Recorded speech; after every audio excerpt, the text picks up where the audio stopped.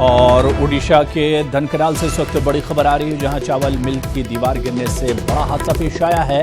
करीब 4 अफराद इस हादसे में हलाक हुए हैं, 10 अफराद जख्मी बताए जाते हैं। तमाम जख्मियों को करीबी अस्पताल में रवाना किया गया है। कई गाड़ियों के मलबे में दबे होने की खबर आ रही है।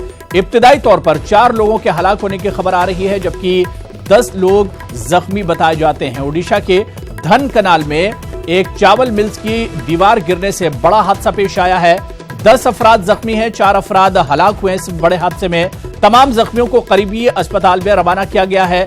लेकिन अभी जो खबर मिल रही है कि इस मिल्स के दीवार गिरने का जो मलबा है, इसमें कई गाड़ियां दबी हो सकती हैं।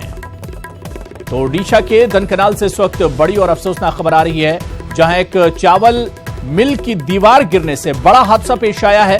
4 अफराद हलाक बताए जा रहे हैं, करीब 10 अफराद जख्मी हैं इस हादसे में।